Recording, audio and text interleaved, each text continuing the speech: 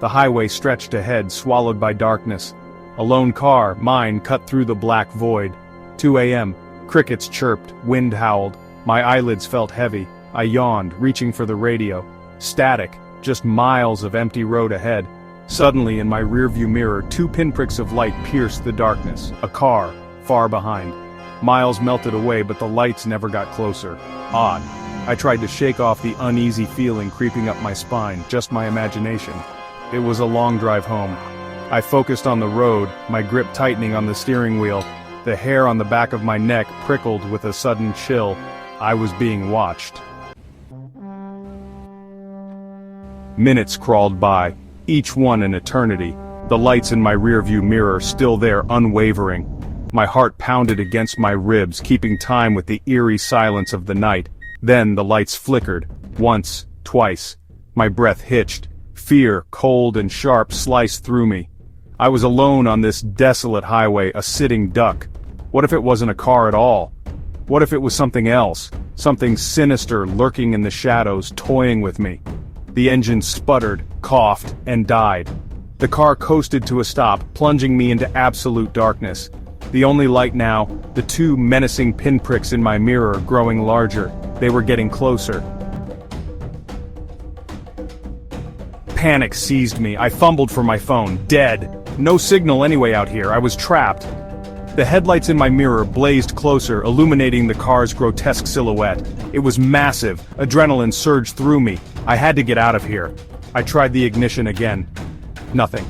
My heart pounded against my ribs, a frantic drum in the silence. The lights were blinding now.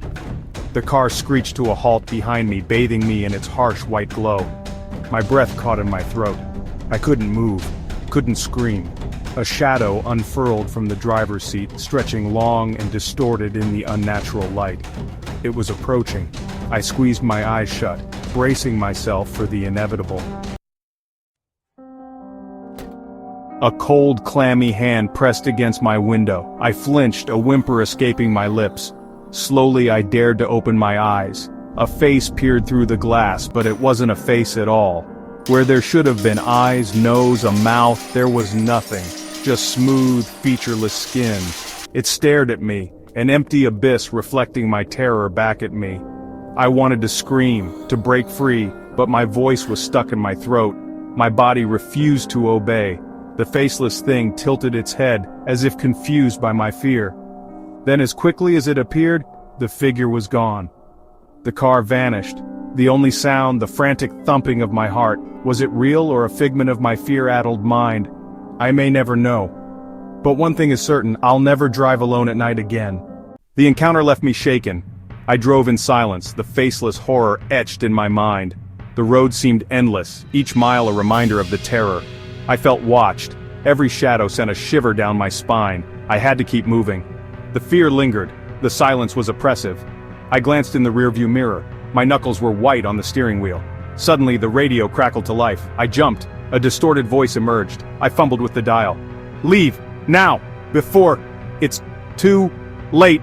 The words sent a chill down my spine. I slammed my foot on the gas. Something was following me. Finally, dawn broke. The terror faded, replaced by relief, but the memory would haunt me forever. I had escaped, but I would never be free. As I pulled into my driveway, I took a deep breath. I knew I would have to face the night again, but for now I was safe. For now, I was home. Days passed, but the memory of that night haunted me. I couldn't sleep, couldn't eat. Every time I closed my eyes, I saw that faceless figure. I tried to convince myself it was just a nightmare, but deep down, I knew it was real. Determined to find answers, I plunged into research. Each piece of information painted a more terrifying picture. Others had encountered the faceless horror. Their stories were eerily similar to mine. The encounters always happened at night, on lonely roads. I had to find the truth behind the terror. My search led me to a reclusive historian. He spoke of an ancient curse, a malevolent spirit.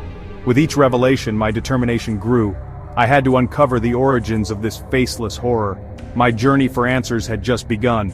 I couldn't let fear control me any longer. I had to face it head-on, no matter the cost. The road ahead was uncertain, but one thing was clear. I would not rest until I had uncovered the truth. My search for answers led me to a small, forgotten town. The locals spoke in hushed tones about the faceless horror. They told me of an ancient curse, a malevolent spirit on lonely highways. I had to confront it and end the terror. The road ahead was dark and foreboding, but this time I was ready. I would face the faceless horror and break the curse. As the night deepened, an eerie silence enveloped the surroundings. Suddenly, phantom lights appeared, illuminating the road. The faceless figure emerged, more menacing than ever.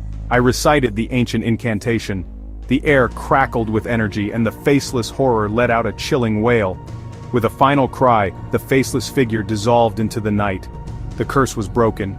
As I drove back, the first light of dawn broke over the horizon. The ordeal had changed me, but I had reclaimed my life. The faceless horror was no more, and I had found a part of myself I never knew existed.